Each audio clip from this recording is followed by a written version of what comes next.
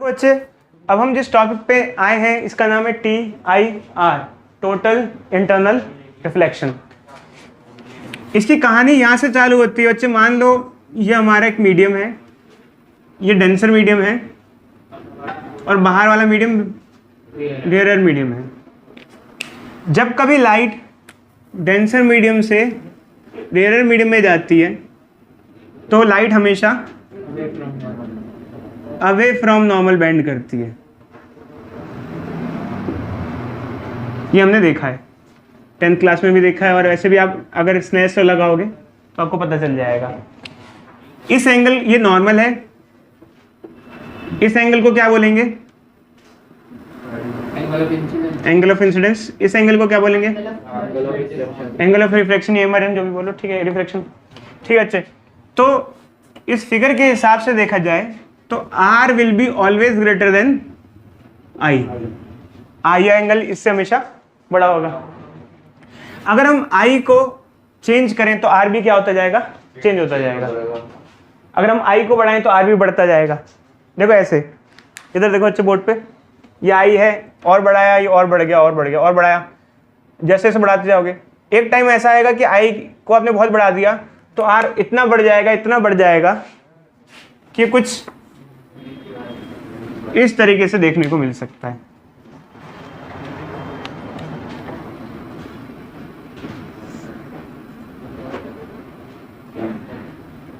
इसे grazing condition कहते हैं।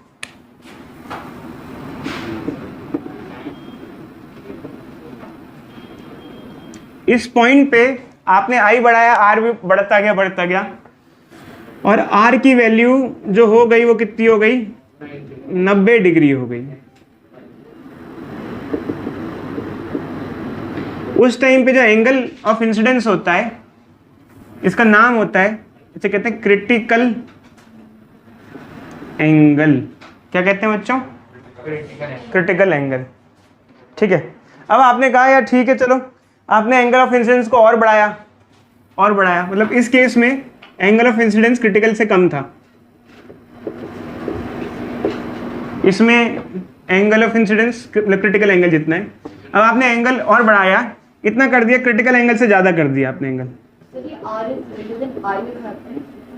हाँ ठीक है। आप हर केस में R बड़ा ही होता है, वो तो नॉर्मली नॉर्मल सिचुएशन में ऐसा होता है। ठीक है। आपने एंगल ऑफ इंसिडेंस को इतना बढ़ाया, बढ़ाते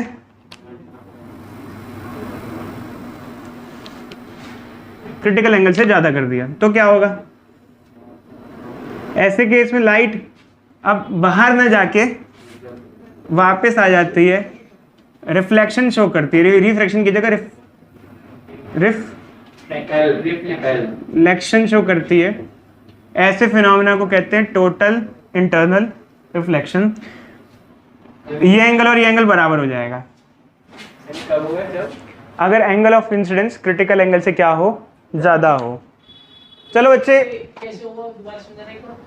सर लेकिन आपने क्रिटिकल एंगल को इतना ज्यादा कर दिया तभी तो वो 90 पे आई है। क्रिटिकल एंगल ज्यादा नहीं, नीचे आके दोबारा टकराएगी।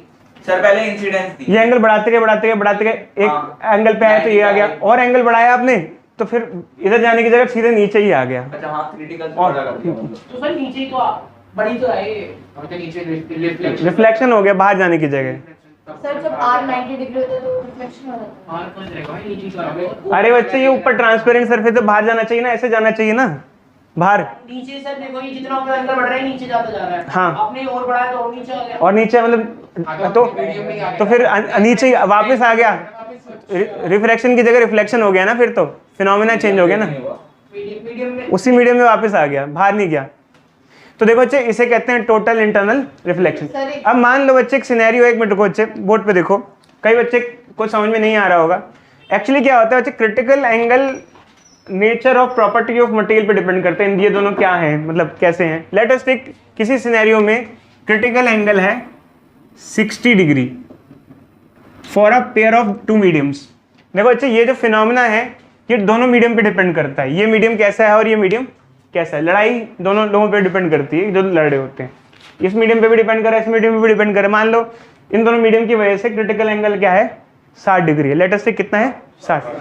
अब बताओ बच्ची अंशिका इसका क्या मतलब है, इसे आप क्या बता सकते हो? इस एंगल पे एंगल ऑफ रिफ्लेक्शन 90 होगा, मतलब ग्रेजिंग सिचुएशन। इस एंगल पे अगर लाइट इंसिडेंट करेगी तो ग्रेजिंग होगा। बट और बताओ हरी क्या बताओगे इसके बारे में? सर वो होगा ना, रिफ्लेक्शन होगा। अगर एंगल ऑफ इंसिडेंस 60 से कम हो तो क्या होगा? तो रिफ्लेक्शन होगी। अगर 60 से कम हो तो ऐसी फिगर बनेगी, और 60 से ज्यादा हो तो ऐसी फिगर बनेगी। समझे या नहीं समझे बच्चे? 60 से, क्योंकि क्रिटिकल एंगल 60 है, 60 पे कैसा देखने को मिलेगा लेटेस्ट टिक? ऐसा। कम पे ऐसा देखने को मिलेगा और ज्यादा पे ऐसा देखने को मिलेगा। ये बात समझे या नहीं समझे? इमेज में छोड़ो, लाइट रे की बात करो। चल लाइट रे ऐसे जाएगी, लाइट ऐसे जाएगी, ऐसे। अरे उसको छोड़ो, लाइट ऐसे निकलेगी बस नीचे से। 60 से ज्यादा होगा और ये वाला जो 60 से कम होगा। अगर हम क्रिटिकल एंगल 60 माने तो ये 60, अगर इंसिडेंस एंगल 60 है तो ऐसा होगा, और अगर 60 से कम है तो ऐसा होगा। 60 अगर 60 से कम है तो चलो अच्छे, 60 से ज्यादा तो रिफ्लेक्शन। एक काम करो, फिगर ड्रॉ करो। क्रिटिकल एंगल 60 है, एक केस में एंगल ऑफ इंसिडेंस 30 डिग्री है, एक केस में एंगल ऑफ 60 डिग्री है, एक केस में एंगल ऑफ इंसिडेंस 75 डिग्री है। तीनों की फिगर ड्रॉ करके दिखा दो मुझे जल्दी से कॉपी पे। अब हम बात करते हैं आगे की।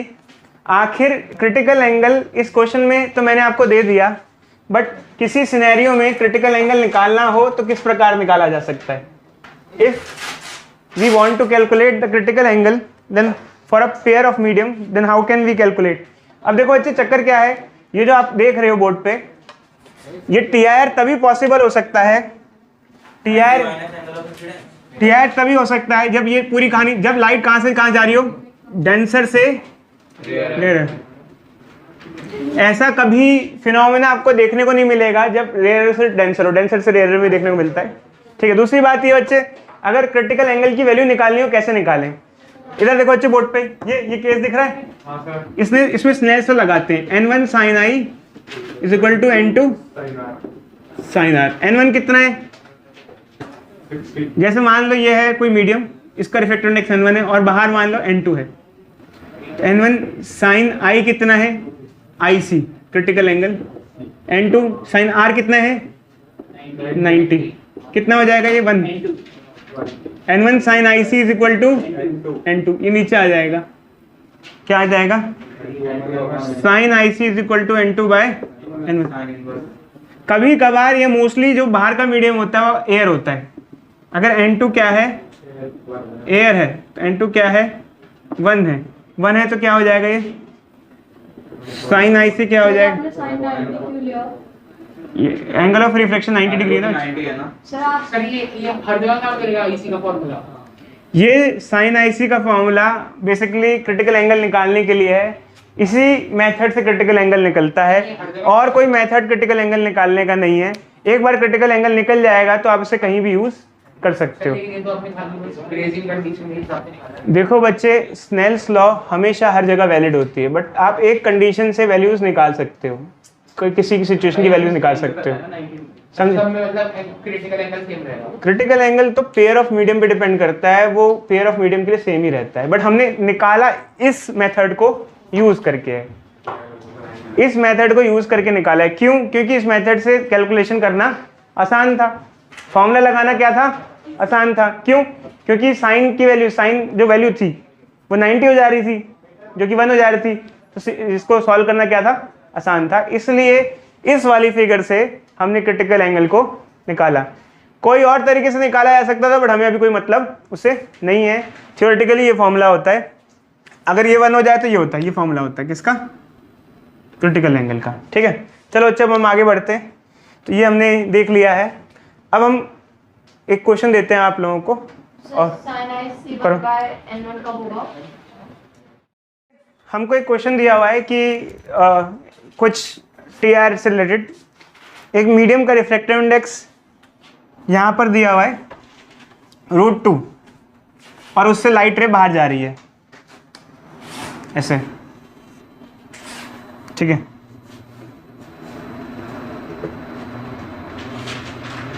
तो कैसा पाथ होगा अगर एंगल ऑफ इंसिडेंस 30 डिग्री और 60 डिग्री है? तो हम लोग ये फॉर्मूला यूज़ करेंगे, sine I C is equal to 1 by reflective index of material. Sine I C reflective index कितना है यहाँ पर √2, क्रिटिकल एंगल क्या आ जाएगा 45 डिग्री। इसका मतलब अगर एंगल ऑफ इंसिडेंस 45 से कम है तो रिफ्लेक्शन होगा, और 45 से ज़्यादा है तो क्या होगा, रिफ्लेक्शन होगा। TIR जिसे कहते हैं TIR, टोटल इंटरनल रिफ्लेक्शन। तो इसमें क्या होगा बच्चे, फर्स्ट वाले केस में 30 डिग्री एंगल, अगर एंगल ऑफ इंसिडेंस 30 डिग्री है तो यहाँ पर आपको रिफ्रैक्शन देखने को मिलेगा। लाइट रे कैसे जाएगी, ऐसे जाएगी, ऐसे जाएगी। क्यों? क्योंकि angle of incidence critical angle से कम है। क्या लगाएंगे, N1 sin I is equal to N2 sin R। N1 कितना है, ये फर्स्ट मीडियम हुआ ना, इसका कितना दिया है √2, साइन एंगल ऑफ इंसिडेंस कितना है 30, बाहर का medium air sine R, 1/2 sine R, sine R is equal to 1/√2, R कितना आ जाएगा 45 डिग्री। ये क्या हो जाएगा 45, ये क्या हो जाएगा 30, ये फिगर बन जाएगी। समझे या नहीं समझे बच्चों? अब सेकंड केस में क्या होगा बच्चे, क्योंकि एंगल ऑफ इंसिडेंस 60 है जो कि ज़्यादा है किससे, क्रिटिकल एंगल से, तो सेकंड केस में तो भैया सीधे सीधे क्या होगा TIR, और लाइट रे बाहर नहीं निकलेगी, टकरा करके वैसे ही निकल जाएगी। 60 पे आई थी, 60 पे ही चली जाएगी। लॉ ऑफ रिफ्लेक्शन फॉलो करेगी। क्या फॉलो करेगी, लॉ ऑफ रिफ्लेक्शन। कोई डाउट बच्चों इस चीज में किसी को? हम लोग TIR पढ़ रहे हैं। TIR की कुछ कंडीशंस हमने देखी हैं। TIR कब होता है, जब लाइट रे डेंसर से रेयरर मीडियम में जाती है तो अवे फ्रॉम नॉर्मल बेंड करती है। अगर angle of incidence critical angle से ज़्यादा हो तो हमें क्या देखने को मिलता है, TIR। क्रिटिकल एंगल का फॉर्मूला क्या होता है, 1 by reflective index of medium. कौन सा मीडियम, जिस डेंसर मीडियम, ठीक है। इसके रिलेटेड हमारे एक क्वेश्चन है जो कि बहुत इंपॉर्टेंट क्वेश्चन है, एग्जामिनेशन में बहुत हद तक पूछा जाता है ये। इस क्वेश्चन में ये दिया गया है कि एक प्रिज्म है, इसमें 2 लाइट रेज एंटर कर रही है यहाँ से, इनका पाथ ट्रेस करना है। एक्चुअल में क्या होता है, मैं फिर से उस चीज़ को रिपीट करता हूँ जो मैंने आपको बताया है। देखो अच्छा, हमको लगता है कि हर मटेरियल का अपना अपना रिफ्लेक्टिव इंडेक्स होता है, हमको लगता है हर मटेरियल का अपना अपना रिफ्लेक्टिव इंडेक्स होता है। ऐसा नहीं है, मटेरियल का तो अपना अपना रिफ्लेक्टिव इंडेक्स होता ही होता है, साथ में रिफ्लेक्टिव इंडेक्स इस पर भी डिपेंड करता है कौन से वेवलेंथ की लाइट आ रही है, कौन से वेवलेंथ की लाइट आ रही है। क्वेश्चन में ये दिया गया 2 रेज आ रही हैं, इसकी वेवलेंथ अलग है, ये अलग कलर की लाइट है और ये अलग कलर की लाइट है। अगर लाइट का कलर भी चेंज हो जाएगा तो रिफ्लेक्टिव इंडेक्स क्या हो जाएगा, चेंज हो जाएगा। आज तक आप लोगों ने सिर्फ यही पढ़ा है कि reflective index nature of material पे डिपेंड करता है। किस पे डिपेंड करता है, नेचर ऑफ, बट इसके अलावा वेवलेंथ पे भी डिपेंड करता है। समझ गए बच्चे आप लोग? तो यहाँ पर ये वाली रे आ रही है, इसके लिए रिफ्लेक्टिव इंडेक्स, इस मीडियम का रिफ्लेक्टिव इंडेक्स जो है वो 1.33 है, और इस वाली रे के लिए इस मीडियम का रिफ्लेक्टिव इंडेक्स 1.45 है। एयर के लिए सेम ही रहता है, एयर या वैक्यूम के लिए सबका क्या रहता है, सेम रहता है। अब हमको बताना है, इसका पाथ ट्रेस करना है। पाथ ट्रेस कैसे कर सकते हैं, देखो भाई, सबसे पहले ये एंटर करेगा, जैसे मान लो ये रे एंटर कर रही है तो यहाँ से तो सीधी सीधी जाएगी। सीधी सीधी क्यों जाएगी, ये तो क्योंकि एक्चुअली 90 डिग्री पे एंटर कर रही है। जब सीधी सीधी एंटर करती है तो सीधी सीधी जाती है, जब ऑब्लिकली एंटर करती है तो रिफ्रैक्शन होता है। तो यहाँ तक तो पाथ ड्रॉ करने में हमें कोई भी दिक्कत नहीं है। आगे का पाथ हमें देखना पड़ेगा क्या होगा। मैंने आपको बताया था, जैसे मान लो ये सरफेस है, इसका नॉर्मल ये रहा। अब क्या होगा, क्या TIR होगा या नहीं होगा। अगर TIR नहीं होगा तो रिफ्रैक्शन होगा, रिफ्रैक्शन होगा तो लाइट रे कैसे निकल आएगी, ऐसे। और अगर TIR होगा तो लाइट रे टकरा करके क्या होगा, अंदर से ही रिफ्लेक्ट कर जाएगी, ऐसे। तो हमें ये चेक करना है क्या TIR होगा या TIR नहीं होगा। तो इसके लिए हमें TIR की कंडीशंस को सेटिस्फाई करना पड़ेगा। क्या यहाँ TIR की कंडीशन सेटिस्फाई हो रही है या नहीं हो रही। अब एक्चुअली क्या है बच्चे, मैंने आप लोगों को टाइम दे दिया है तो मैं खुद ही करा रहा हूँ, आप लोगों को मौका नहीं दे रहा हूँ इसको करने का। तो सबसे पहले यहाँ बच्चे कहते हैं कि सर TIR चेक करने के लिए हमको ये चेक करना पड़ता है कि angle of incidence critical angle से ज़्यादा है या नहीं है। बट सबसे पहले ये बताओ इस फिगर में आप एंगल ऑफ इंसिडेंस किस तरीके से निकालोगे? बताओ अंकित, कैसे निकालोगे एंगल ऑफ इंसिडेंस इस फिगर में? क्या लगा के? अच्छे देखो अच्छे, ये तो नॉर्मल हो गया, ये सरफेस है, ये क्या हो गया? नॉर्मल हो गया, कोई दिक्कत? अब एंगल ऑफ इंसिडेंस कौन सा वाला एंगल होगा? ये वाला कौन सा एंगल होगा? सर नीचे उसके ये वाला, ये है नॉर्मल। एंगल ऑफ इंसिडेंस किस किस के बीच का एंगल होता है? नॉर्मल के बीच का और इंसिडेंट रे के बीच का, ये वाला एंगल हुआ। अब इसकी ज्योमेट्री के बेसिस पे हम कैसे बता पाएंगे कि ये एंगल कितना होगा? किस तरीके से बता पाएंगे एंगल कितना होगा? कोई बच्चा बताएगा कैसे निकालें angle? Sir angle sum property level देखो अच्छा, ये 45 है, ये 45 है, ये 90 है, ये वाला एंगल कितना हो जाएगा? 45। कैसे? इन तीनों का सम कितना होगा? 180 डिग्री होगा। ये 45, ये 90, ये 45 हो जाएगा। अब ये पूरा कंप्लीट एंगल कितना होगा? 90, क्योंकि ये नॉर्मल है ना, नॉर्मल कितना एंगल बनाती है सरफेस से? 90, तो ये एंगल भी क्या हो जाएगा? 45 डिग्री। अब हो सकता है किसी बच्चे को समझ में ना आ रहा हो। देखो बच्चे, जिसको नहीं समझ में आ रहा उसका सबसे पहला इंपॉर्टेंट काम क्या है, वो लोग ढंग से एक बार चेक करें कैसे करना है मैथमेटिक्स के हिसाब से। मैं फिर से बता देता हूँ, एक बार देख लो। ये एंगल 45 है, ठीक है, ये 90 है, इन तीनों का सम कितना होगा? 180, तो ये भी 45 हो जाएगा। अगर ये 45 हुआ तो इन दोनों का सम कितना हो जाएगा? 90, क्योंकि ये सरफेस के साथ ये नॉर्मल है। सरफेस के साथ नॉर्मल कितना एंगल बनाती है? नॉर्मल का मतलब क्या होता है? 90 डिग्री। तो एंगल ऑफ इंसिडेंस कितना हो गया? 45। अब हमको चेक करना है, तो अगर टीआईआर की कंडीशन हमें चेक करनी होती है तो क्या होता है बच्चे? हमें चेक करना है कि टीआईआर हो रहा है या नहीं हो रहा है। क्या कंडीशंस होती है? अगर एंगल ऑफ इंसिडेंस ज्यादा है क्रिटिकल से तो क्या होगा? टीआईआर। और अगर एंगल ऑफ इंसिडेंस कम है तो नो टीआईआर, ठीक है। तो अब क्वेश्चन ये आता है कि भाई क्रिटिकल एंगल हमें निकालना है। क्या निकालना है? क्रिटिकल, क्योंकि बिना क्रिटिकल एंगल के तो आप चेक कर ही नहीं सकते हो इस मीडियम का क्या क्रिटिकल एंगल है। इस मीडियम का क्रिटिकल एंगल क्या है? किसी भी मीडियम का क्रिटिकल एंगल निकालने का फॉर्मूला क्या होता है? Sine I C is equal to refractive index of that medium, ठीक है। अब हम उस मीडियम का रिफ्रैक्टिव इंडेक्स पुट करेंगे। अब एक्चुअली क्या होगा बच्चे, दोनों रेस के लिए, क्योंकि दोनों रेस का रिफ्रैक्टिव इंडेक्स क्या है? अलग अलग है, तो दोनों के लिए क्रिटिकल एंगल क्या होगा? अलग अलग होगा। अब यहाँ पर क्या होता है, एक बच्चों को दिक्कत आती है, जैसे मान लो इसके लिए मैं निकालूं तो इसके लिए 1/1.45 हो जाएगा। अब बच्चे कहते हैं सर इसको कैसे सॉल्व करूं? साइन की ये वाली वैल्यू मेरे को मालूम नहीं है। भाई साइन की वैल्यू आपको पता है साइन की वैल्यू कब होती है? नहीं पता, फिर क्या करें?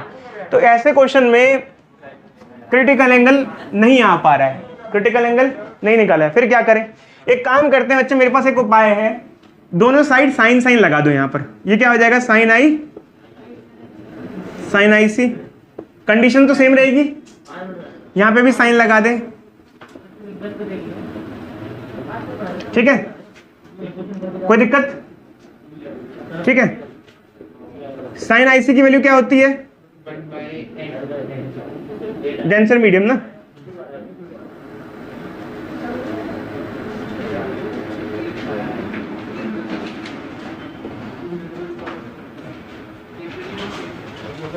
अब देखो अच्छे, इसमें मैंने क्या किया, दोनों साइड साइन साइन लगाया, इसको सिंप्लीफाई किया, यहाँ वैल्यू पुट कर दी। अब इसमें क्या है कि क्या हमें क्रिटिकल एंगल निकालने की जरूरत पड़ेगी या नहीं पड़ेगी इस फॉर्मूले में? बोलो। क्रिटिकल एंगल, इधर देखो अच्छे, ये कंडीशन थी, हमने क्या किया, दोनों साइड क्या ले लिया? Sine sine. Sine I C की वैल्यू क्या होती है? 1 रिफ्रैक्टिव इंडेक्स ऑफ डेंसर। अब हमारे पास ये रिलेशन आ गई, क्या इनमें क्रिटिकल एंगल निकालने की जरूरत पड़ेगी या नहीं पड़ेगी? फॉर्मूले के हिसाब से क्रिटिकल एंगल निकालने की कोई जरूरत नहीं पड़ेगी। भाई फॉर्मूला ऐसा आ गया, इसका मतलब हमें क्या चाहिए मेनली, अगर हमें चेक करना है जैसे टीआईआर हो रहा है या नहीं हो रहा है, क्या क्या चीजें चाहिए? एक तो एंगल ऑफ इंसिडेंस चाहिए और एक चाहिए रिफ्रैक्टिव इंडेक्स। अगर हमें एंगल ऑफ इंसिडेंस मिल गया और रिफ्रैक्टिव इंडेक्स मिल गया, और अगर ये वाली कंडीशन सेटिस्फाई हो रही है, इसकी वैल्यू पुट करेंगे, इसकी वैल्यू, अगर ये कंडीशन सेटिस्फाई हो रही है तो क्या होगा? टीआईआर। और ये कंडीशन सेटिस्फाई हो रही है तो नो टीआईआर। चेक करें बच्चे। अच्छा पहली बात बताना, क्या दोनों ही केस में एंगल ऑफ इंसिडेंस 45 बनेगा? अगर इसकी फिगर में एंगल ऑफ इंसिडेंस कितना आ रहा है? 45, इसमें क्या आएगा? 45। तो साइन एंगल ऑफ इंसिडेंस क्या आ जाएगा? देखना, साइन 45 दोनों ही केस में हो जाएगा ना। क्या होता है ये 1 बाय, ये क्या होता है 1 बाय 4.1। तो ये हमारी वैल्यू आ गई। तो हम एक एक केस करके लेते हैं। केस वन में साइन आई तो यही आ रहा है, ठीक है बच्चों। केस 1 में 1 बाय ये क्या आ रहा है, 1 बाय डेंसर मीडियम क्या आ रहा है? Sir 1 by 1.45। अच्छा बच्चे, हमारा काम क्या है, इन दोनों को क्या करना है, कंपेयर करना है, कौन बड़ा है कौन छोटा है। अच्छा बताना, ये कौन बड़ा है कौन छोटा है इनमें से? साइन आई बड़ा है। नहीं, वैसे वैल्यू वाइज बताओ। जैसे मान लो मैं लिखता हूँ 1 बाय 1.45 और 1 बाय 1.41, कौन सी वैल्यू बड़ी है कौन सी छोटी? जिसका डिनोमिनेटर छोटा होता है उसकी वैल्यू बड़ी होती है, ये बड़ा है। तो ये क्या है, ये है साइन आई, ये साइन आई है ना, ये क्या है साइन आई, और ये क्या है 1 बाय एन डेंसर। देखना ये क्या, कौन सी कंडीशन हुई, सर TIR होगा। ये कंडीशन हुई ना, ये साइन आई बड़ा है। तो क्या कंडीशन हुई यहाँ पर, फर्स्ट केस में TIR होगा तो कैसा होगा बच्चे, सर सीधी निकल जाएगी। ये जाएगी, ये बाहर नहीं जाएगी। भले ही बाहर का मीडियम क्या है, एयर है, रिफ्रैक्शन हो सकता है, बाहर जा सकती है, बट बाहर नहीं जाएगी। क्या होगा TIR क्या होगा, TIR का मतलब क्या होता है, अंदर से ही टकरा के क्या हो जाएगी, रिफ्लेक्ट कर जाएगी। इसे कहते हैं टोटल इंटरनल, अंदर से ही रिफ्लेक्ट करके ऐसी आ जाएगी, बाहर नहीं जाएगी। समझे बच्चों? आपको लिखने का मौका दे देंगे बच्चों, तो अभी आप लोग फोकस कर लो एक बार इधर से अच्छे से, ठीक है। ये केस 1 हो गया हमारा। अब हम किसकी बात करें, केस 2। केस 2 में क्या होगा, refractive index 1 by refractive index of medium क्या है, कितना है भैया, 1.33। अब देखना किसकी वैल्यू बड़ी आ रही है 1.41 से,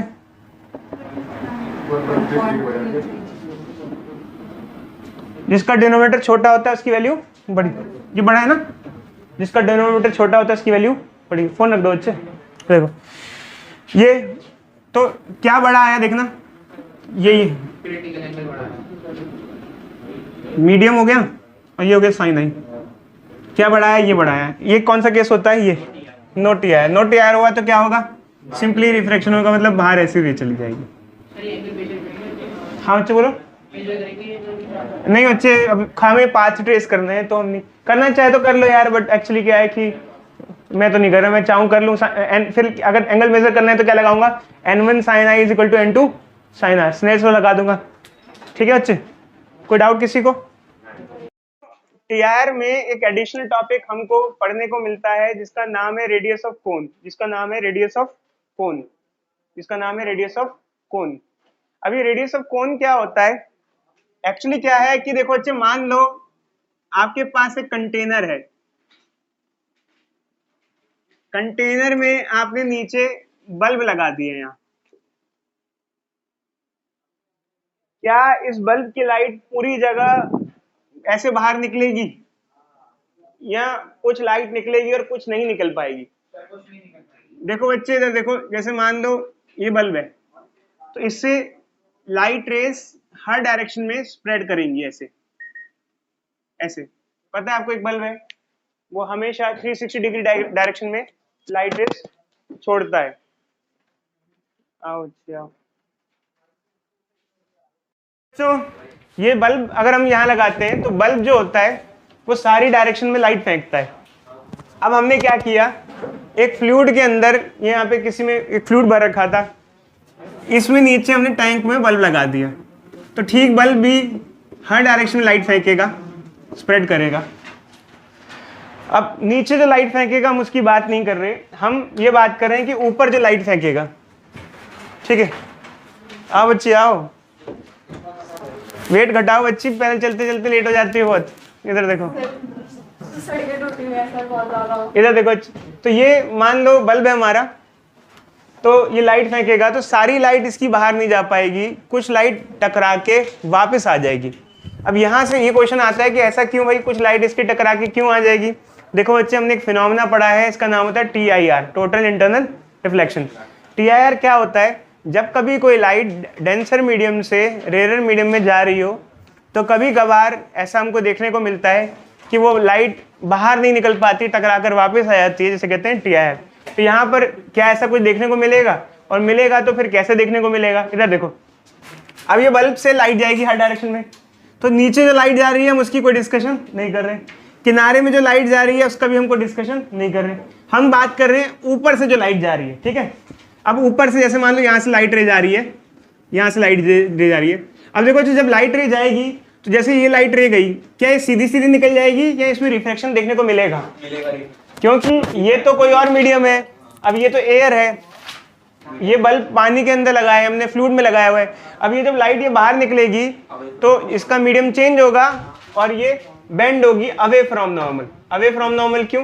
क्योंकि जब कभी लाइट रे डेंसर मीडियम से रेयर मीडियम में जाती है तो अवे फ्रॉम नॉर्मल, तो ये वाली लाइट रे तो निकल गई, और लाइट रे जाएंगी ऐसे निकल जाएंगी। बट अगर लाइट रे कोई ऐसी जा रही है जैसे मान लो ये, और अगर इसका एंगल ज्यादा हो गया, एंगल से ज्यादा होगा तो ये रिफ्लेक्ट क्या बात है? ग्रेजिंग एंगल, इधर देखो बच्चे, मान लो ये एंगल यहाँ पर है, अब इस केस में मान लो ये लाइट रे जा रही है, इधर देखो बच्चे, अब ये एंगल मान लो ज्यादा हो गया है क्रिटिकल एंगल से, ये एंगल छोटा है, ये एंगल बड़ा है, बढ़ गया एंगल। तो अब इस केस में अगर एंगल बढ़ जाता है तो लाइट रे बाहर नहीं जाएगी, क्या कर जाएगी? अंदर आ जाएगी। तो मतलब सिर्फ एक, अगर आप बल्ब लगाते हो किसी एक फ्लूइड के अंदर, टैंक के अंदर, तो उसमें लाइट सिर्फ एक रीजन में ही जा पाएगी, उस रीजन के बियॉन्ड लाइट नहीं जा पाएगी, क्योंकि लाइट जब जो लाइट रे जा रही होगी हो सकता है वो क्या कर जाए? टीआईआर कर जाए, तो एक रीजन में जा पाएगी। कैसा रीजन बनेगा वो और कैसी फिगर बनेगी एक बार अच्छे से देखें तो देखो बच्चे, फिगर तो क्या करो बच्चे, 2 मिनट चैन लो जिंदगी में। ये तो अच्छा ऐसा है, जब कोई ट्रेन चल रही हो तो ट्रेन के ड्राइवर पे जाके कहेगा लाला मैं चलाऊं, लाला मैं चलाऊं, भाई तुझसे जल्दी मैं चला लूंगा। इसलिए क्या होता है, कि ट्रेन के ड्राइवरों का कंपार्टमेंट अलग होता है, साथ में नहीं रखा जाता है। और ये तो ऐसा हो जो प्लेन में पहुंच जाए तो उसको कहे एक बार मुझे देगा चला के देखूं क्या, और नहीं बगल में ये भी कहेगा तू बड़ा धीरे चला रहा है, पायलट मुझे दे दे थोड़ी देर तक। बच्चे थोड़ा सुधर जाओ, इंडिया में चल जाता है, बाहर उठा के फेंक देते हैं। इधर देखो, ये देखो, इससे ज्यादा एंगल पे क्या होगा? टीआईआर हो जाएगा, वापस आ जाइए ऐसे। तो देखो एक रीजन तक की लाइट निकल पाएगी, इसी रीजन में लाइट निकल पाएगी, ज्यादा एंगल पे जाएगी तो क्या हो जाएगा? टीआईआर। तो ऐसा देखने को मिलता है कि कोनिकल रीजन में ही लाइट बाहर जा पाती है ऐसी, और बाकी जो लाइट होती है जो ज्यादा एंगल पे जाती है वो वापस पलट के आ जाती है। अब हमको इस कोन का रेडियस निकालना है, क्या निकालना है? कोन का रेडियस। ये जो सर्कल बन रहा है, जिस सर्कुलर रीजन में लाइट जा सकती है बाहर, उसका हमें क्या निकालना है? एरिया निकालना है। क्या निकालना है? एरिया। तो अभी तक जो मैंने समझाया इसका मतलब ये है कि अगर आप किसी बल्ब को किसी फ्लूइड में प्लेस करो जो टैंक में रखा हो, किस में रखा हो? टैंक में रखा हो, मानो सिलेंड्रिकल टैंक में रखा हो, तो अब इस बल्ब से जो लाइट निकलेगी वो ऐसे निकलेगी, बाकी कुछ जो लाइट होगी वो टीआईआर कर जाएगी। इस कोनिकल ऐसे रीजन में लाइट जाएगी बच्चे, ठीक है, और ऐसे बाहर निकले एक सर्कुलर रीजन की लाइट बाहर जा पाएगी, बाकी लाइट बाहर नहीं जा पाएगी, क्योंकि बाकी लाइट क्या हो जाएगी? टीआईआर हो जाएगी। ठीक है, तो ये बच्चे में देखने को मिलेगा। अब हमको मान लो एक्सप्रेशन निकालना है कि ये जो जिस रीजन में लाइट जा रही है, मतलब बाहर निकल पा रही है, उस रीजन का रेडियस क्या है, उसके बारे में हमको निकालना है। तो हम बच्चे चालू करते हैं इसके बारे में, ठीक है। एक्स्ट्रा ये मिटा देता हूँ, साइड वाला मिटा देता हूँ।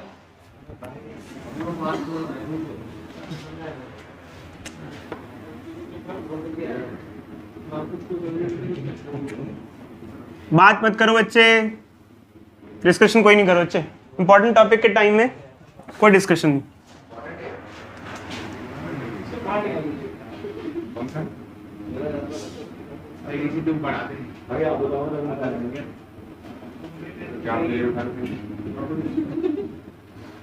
चलो अच्छे, तो ये लाइट बच्चे, इसके बियॉन्ड जो लाइट जाएगी वो टीआईआर कर जाएगी। अब मान लो ये कंटेनर है, इसकी डेप्थ h है, लेटेस्ट टेक, और ये जो कोन बन रहा है इसका रेडियस r है। अब देखो अच्छा, यहाँ पर ये केस हमने एक्सट्रीम केस ड्रॉ किया है। एक्सट्रीम केस का मतलब क्या है? ग्रेजिंग कंडीशन ड्रॉ की है। क्या ड्रॉ की है? ग्रेजिंग। जो लाइट रे जाएगी जिसका एंगल ग्रेजिंग से कम होगा वो तो बाहर ही चली जाएगी, बट जिसमें ग्रेजिंग होगा वो ऐसे जाएगी, और जिसमें एंगल ग्रेजिंग से ज़्यादा होगा वो वापस आ जाएगी। तो इतने रीजन में लाइट जा रही है। ग्रेजिंग कंडीशन में ये एंगल क्या होता है बच्चे को, बच्चा बताएगा इस टाइम पे? कौन सा एंगल? ये वाला एंगल कौन सा होता है? ग्रेजिंग कंडीशन में सर ये आई होगा। ये क्रिटिकल एंगल होगा। क्या होगा? IC, critical angle. Grazing condition में ये वाला एंगल क्रिटिकल एंगल। अगर ये वाला एंगल आईसी हुआ तो ये वाला एंगल क्या होगा? IC। क्यों? कौन सी प्रॉपर्टी? AIA क्या होता है? Alternate interior angle. ये वाला एंगल क्योंकि हमने ये लिया, ये आईसी है तो ये भी आईसी हो गया। अब बच्चे हमको ये निकालना है, यहाँ पर हमारे पास कुछ फॉर्मुलेज हैं, उसके बेसिस पे हमें निकालना है। मान लेते हैं इसमें जो फ्लूइड भरा हुआ टैंक में उसका रिफ्रैक्टिव इंडेक्स n है, और मान लेते हैं बाहर क्या है? एयर है। हम क्या मान के चल रहे हैं? बाहर क्या है? एयर है। तो ऐसे सिनेरियो में हमारा साइन आईसी का फॉर्मूला क्या होता है? 1 बाय रिफ्रैक्टिव, ठीक है, ए आ गया। अच्छा दूसरा मान लो हमारे पास यहाँ ट्राइंगल सा बन रहा चाहिए। देखो ट्राइंगल सा मैं ड्रॉ कर रहा हूँ, ये क्या ट्राइंगल है? इसमें ये रेडियस हो गया, ये h हो गया, और ये क्या हो गया? ये वाला एंगल IC। बताना इस ट्राइंगल में साइन IC की वैल्यू क्या होगी? इस ट्राइंगल में साइन IC की वैल्यू क्या होगी? साइन थीटा क्या होता है? Perpendicular by hypotenuse. परपेंडिकुलर कितना हुआ बताना इसमें? r। एंगल के सामने वाला क्या होता है? परपेंडिकुलर होता है। और ये जो होगी लंबी साइड इस हाइपोटेन्यूज, ये कैसे निकलेगा? ये Pythagoras r square plus h square, ठीक है बच्चे, आ जाएगा। तो हम ये लिख दें। अब क्या करना है बच्चे हम लोगों को? हम इन दोनों साइन IC की वैल्यू को इक्वेट करा देंगे। 1 बाय n is equal to r under root r square plus h square. दोनों साइड स्क्वायर ले लेंगे तो क्या होगा? ये हो जाएगा। यहां से हमको बच्चे r की वैल्यू, r स्क्वायर की वैल्यू निकालनी है। कैसे निकालेंगे r स्क्वायर की वैल्यू बताओ? सर पहले इसको वो कर दो, क्रॉस मल्टीप्लाई। इसको तो ले, इसको तो ले, क्या होगा बताना? r square plus h square is equal to n square plus n square r square. अब r स्क्वायर वाली टर्म मिक्स अप कर लो, फिर और r स्क्वायर कॉमन निकाल लो, फिर h स्क्वायर पे अब आ गया r square is equal to r n square minus square upon में r is equal to under 1। r square क्या हो जाएगा? h square upon n square minus 1। ठीक है।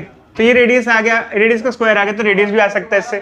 और अगर आपको एरिया निकालना है, ये कितने एरिया में लाइट जा रही है, एरिया कैसे निकलेगा बच्चे बताओ? एरिया क्या होता है? पाई r स्क्वायर। r स्क्वायर की वैल्यू कितनी है? क्या हो गया? पाई h स्क्वायर। इसका एक्सप्रेशन भी आ सकता है, इस पर क्वेश्चन भी आ सकता है। चलिए हम आपको क्वेश्चन देते हैं, जल्दी से इसे लिख लो। एनसीईआरटी में एक क्वेश्चन दिया हुआ है कि एक बल्ब हमने बॉटम पे प्लेस किया है। इधर देखो बच्चे बोर्ड पे, इधर बॉटम पे एक बल्ब प्लेस किया है।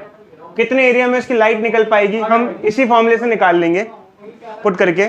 उसमें हमें बता रखा है कि जो बल्ब है वो 80 सेंटीमीटर की डेप्थ में है और वो वाटर में है। वाटर का रिफ्लेक्टिव इंडेक्स दे रखा है, यहाँ पुट कर देंगे। देखो बच्चों, इसमें एक और लॉजिक यूज होता है। जो मछली होती है वो जल की रानी होती है, और एक्चुअली क्या होता है, उसकी कहानी बहुत लिमिटेड होती है। अब कहानी लिमिटेड कैसे होती है कि मछली अगर पानी से बाहर देखना चाहे तो सिर्फ कोनिकल रीजन में ही देख सकती है। कोनिकल रीजन के बियॉन्ड वो पानी से बाहर नहीं देख सकती है। मतलब उसकी जो एक विजन जो होता है वो लिमिटेड होता है। अगर वो आपको देखना चाहे तो उसका जो विजन होती है वो सिर्फ यहीं तक देख सकती है। उसके बियॉन्ड उसका विजन लिमिट नहीं हो सकता। उसका कारण भी TIR ही है। उसके लिए भी सेम फॉर्मूला यूज होता है, सेम लॉजिक यूज होता है, और सब कुछ सेम रहता है। कभी कभार इसमें हमें एंगल भी पूछ लिया जाता है, कितना एंगल तक देख सकते हैं। देखो ये कंप्लीट एंगल कितना हुआ, कोई बच्चा बताएगा ये कंप्लीट एंगल कितना हुआ? यहाँ से यहाँ तक IC था, यहाँ से यहाँ तक कितना हो गया? 2IC। इंट्रेंस वगैरह में पूछ लिया जाता है कितना एंगल होगा? 2IC। अब IC कभी कभार ये कंप्लीट एंगल भी पूछ लिया जाता है, कितना आप एंगल में व्यू कर सकते हो यहाँ से यहाँ तक। मतलब ये 2IC एंगल हुआ, तो अगर आप IC निकाल सकते हो कहीं से भी तो 2IC भी निकाल सकते हो। 2 से मल्टीप्लाई कर दो, ठीक है अच्छे। चलो 11 26 136